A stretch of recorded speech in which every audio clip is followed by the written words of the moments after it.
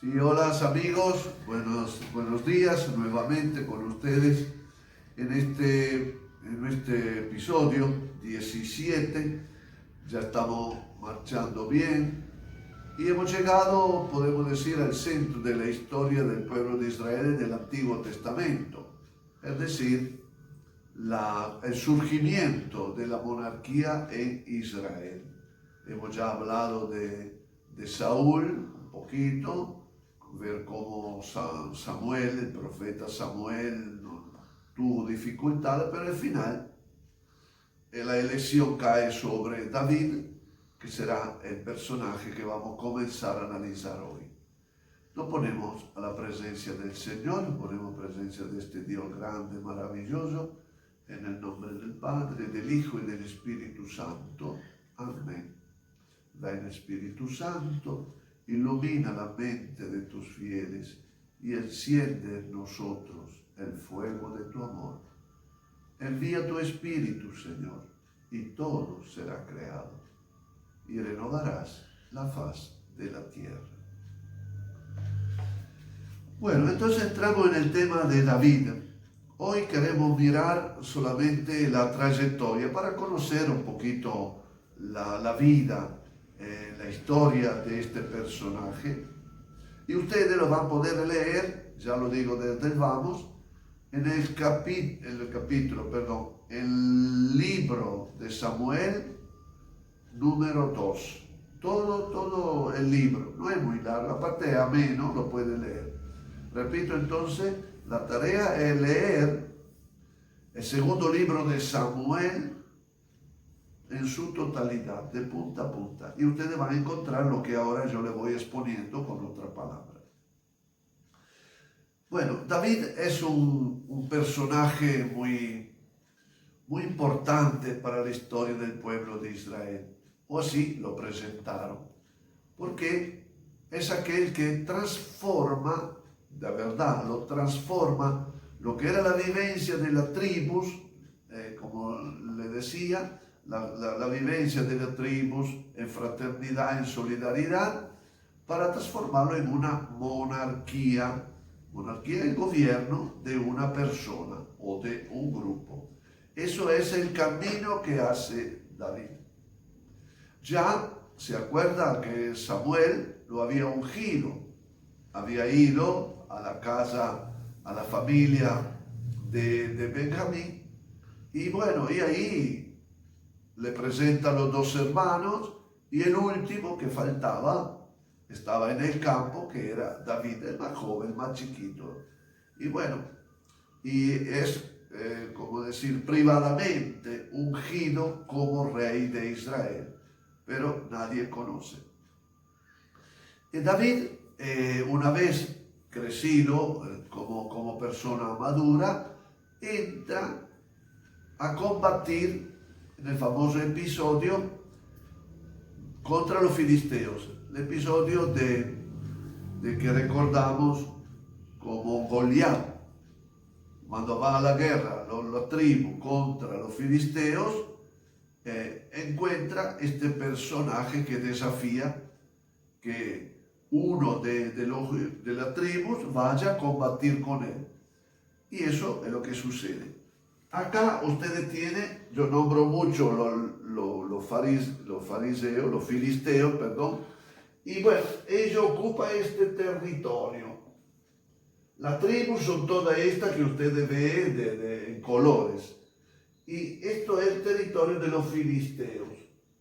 Y acá cerca está Egipto. De manera que los fariseos, los filisteos y los egipcios estaban muy unidos. Y las tribus, como les decía, no tiene ejército, no tiene defensa, y eso es el punto débil que tiene. Entonces, David en este enfrentamiento con Goliat, él se presenta y dice, yo lo voy a combatir. Y bueno, él sabía muy bien tirar con la onda, porque iba al campo y entonces habrá jugado, quién sabe, y bueno, y mata con su piedra Goliat. Este es el primer episodio donde David se pone ya joven, se pone en vista.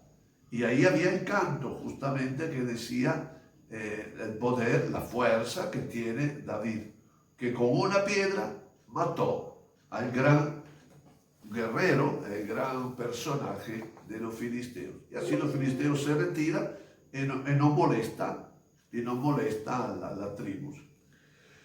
Esto ya es el comienzo de su vida.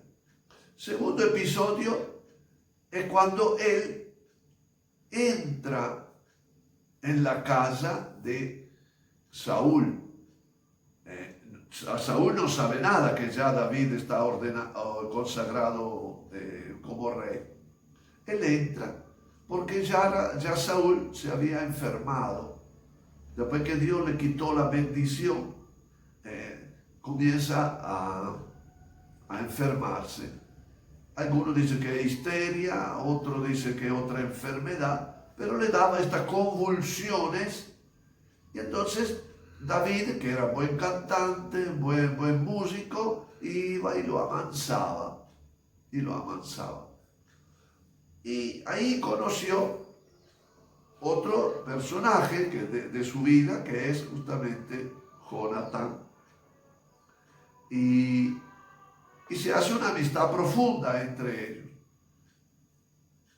En un cierto momento Saúl también se vuelve loco contra David, le tiene envidia.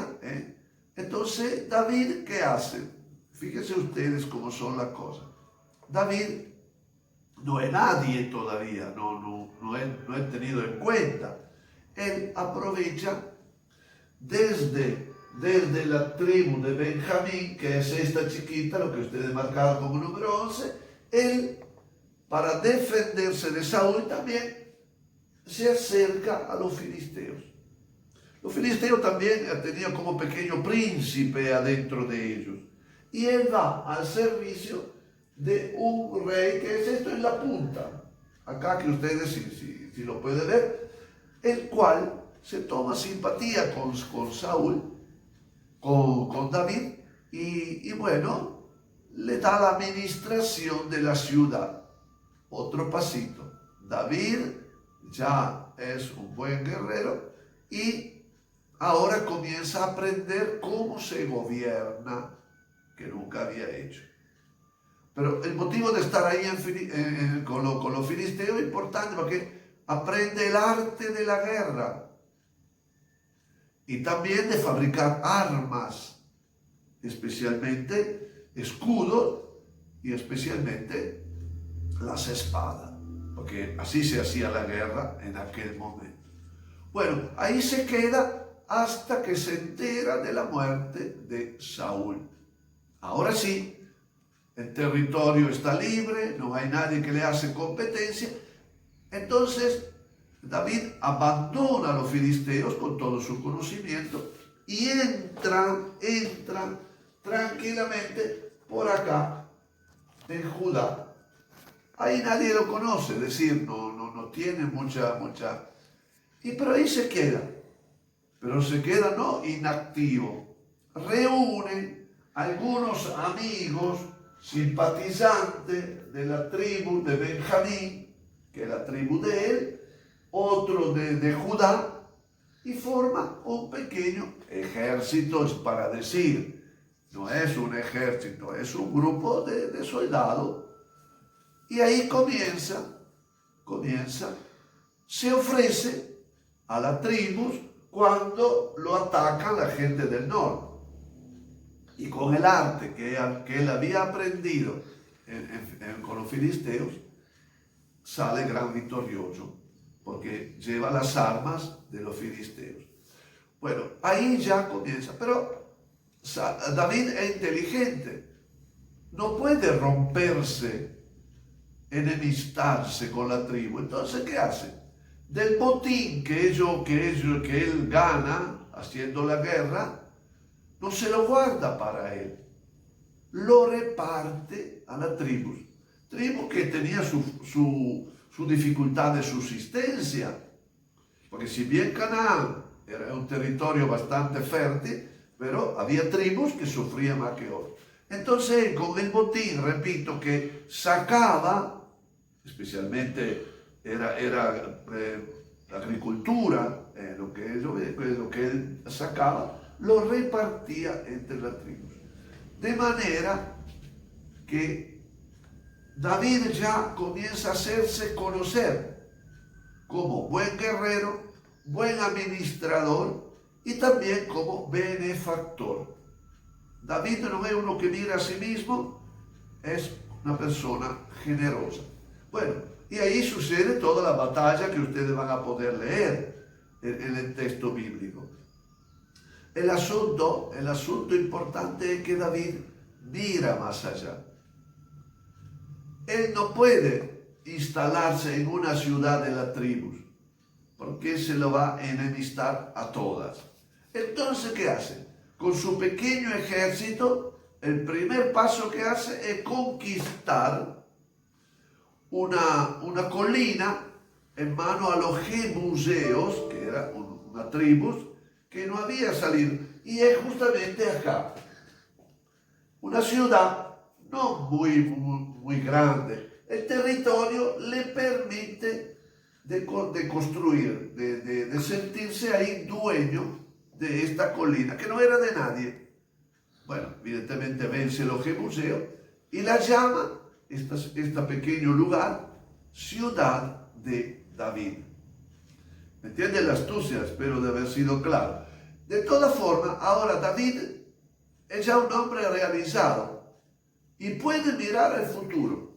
Primero, porque ya lo conocen las tribus y él lo beneficia, lo protege, lo ayuda. Tiene este pequeño ejército limitado todavía, chiquito, pero adiestrado, preparado. Y último, tiene el lugar que es propio, por eso la llama la ciudad de David, que después será Jerusalén. Bueno, eso es lo importante. Y David comienza a aspirar a algo más. ¿Se acuerda cuando las tribus le dijeron a Samuel, nosotros queremos un rey como los otros pueblos? Bueno, David se constituye a sí mismo como rey, y es nombrado en Silo, no en Jerusalén. Silo es una ciudad de la tribu donde ya estaba la carpa de Yahvé. Recuerdo de aquel lugar de reunión de Moisés que ellos se habían traído. No estaba en Jerusalén porque no existía todavía. Entonces estaba acá en Silo, en la ciudad de Silo, donde, ¿se acuerda? Samuel había sido cuestionado por las tribus y él se oponía al nombramiento de un rey. Ahí en Silo, las 12 tribus de Israel convocan a David. Es la tribu que convoca a David. Lo invitan y ahí lo nombra rey. Y ahí el profeta Natán lo consagra, lo unge como rey. ¿Vio la trayectoria como es? Entonces ahí, en la carpa, donde está la tribu, donde está todo, David es nombrado rey. El momento más alto de su poder, diríamos, ¿no? Ahora David comienza a gobernar, pero la ciudad de David, para sentirse seguro, era otra. Entonces el otro gesto que hace, hacer una gran fiesta, relatada muy bien, y trae la carpa, trae la tienda, donde estaba el recuerdo del Éxodo, y con una fiesta grande la lleva a la ciudad de David. Esto fue un gesto también importante porque ahora la carpa no estaba en manos de la tribu, el arca de la alianza no estaba en manos de la tribu, estaba bajo el control de David, que lo tiene ahí en su ciudad. Y ahí comienza la construcción del palacio de David, del palacio que él va a realizar, y precisamente siendo guerra. No pide nunca plata a la tribu, no pide ningún aporte a la tribu. La saca todo de la guerra. Por eso ustedes al leer van a encontrar que van a hacer guerra con la tal ciudad, y son todas ciudades afuera de Palestina, afuera de las tribus, porque ahí había riqueza para poder traer. Bueno, construye el palacio, crea todas las oficinas, como corresponde, como en todo poder, en toda monarquía. Tiene el jefe del ejército, son dos en realidad. Tiene la administración por todo lo que él robaba, que todo él sacaba. Había que repartir después de una forma igualitaria. Y ahí comienza también los famosos escribas. Los escribas, ¿quién eran? Eran personas preparadas, capaces de escribir, que en aquel tiempo nadie escribía, y ahí comienzan los relatos de la antigua historia judía. Tiene los materiales y lo copian. Por eso de David se habla bien. Nadie puede decir nada. ¿Por qué? Porque lo que escribe la historia de David, de Saúl, Salomón y todo eso, son lo que son de la corte, es decir, del palacio. Y no puede hablar mal de quién está dando de comer, ¿me entiendes? Pero David también tiene su problema, y son dos bastante graves. Lo anuncio y lo vamos a conversar más adelante. Es cuando quiere adueñarse de la vida. Primero deja embarazada a Betsabé, léalo en la Biblia. David se da cuenta que está embarazada, entonces no quiere pasar como uno que no respeta a la mujer y todo eso, y manda a llamar a su marido, al marido de Betsabé, a Uría, y lo llama para que se acueste con su mujer. Pero ¿qué pasa? Que este hombre sabía de la ley que había en Israel, que cuando uno volvía de la guerra tenía que estar un tiempo largo sin entrar en la casa, sin acostarse con su mujer, porque él era impuro. La guerra lo hacía impuro, es decir, que tenía primero que darse un tiempo para purificarse. Entonces, en lugar de ir a la casa con su mujer, se queda afuera. Entonces David ahí se enoja, manda una carta al jefe del ejército y la entrega al mismo Uría, y la entrega. Y la carta decía: poner este personaje Uría en primera fila del ejército.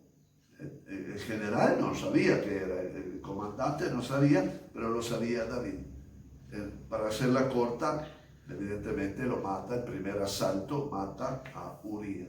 De manera que a la noticia, David ocultó su gesto, lo que había hecho, y llama a Betsabé en su casa. No era la única mujer que tenía, porque como los otros reyes hacían la colección de mujeres, ¿no? Bueno, pero Dios no le perdonó. Dios es celoso. Cuando tocamos la vida de la persona, Dios interviene. Entonces manda a Natán diciéndole, bueno, lo que hiciste, lo que no hiciste, como el famoso episodio de uno que tenía muchas ovejas y vio la oveja de otra y la mandó a robar. Entonces el rey se enojó, David se enojó y dice: ¿quién es este que lo voy que lo voy a matar. Y Natán le dice, sos vos. Vos hiciste esto y esto con Bersabé, con Uría, entonces Dios te va a castigar. Entonces ahí sale toda la historia de David que llora, pide disculpas. Es la imagen que tenemos de David.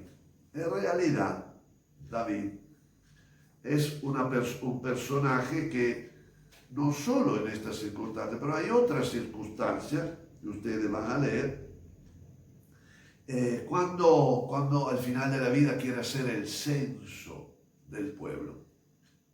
Quiere censar el pueblo, ¿por qué? Porque tiene la intención de construir el templo.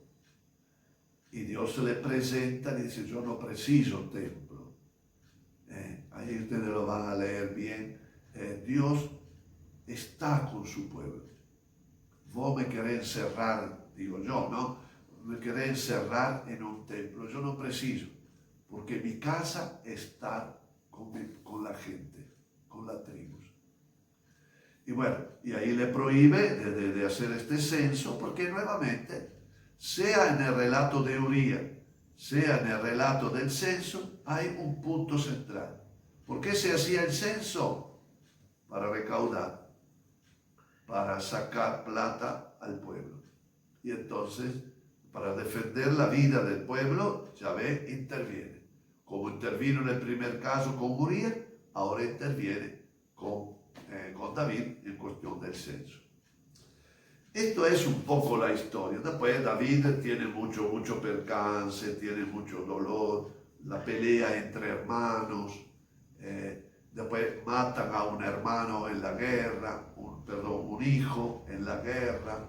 Es una historia real, yo diría, que pasa a cada persona. La relación con Dios, la vamos a ver.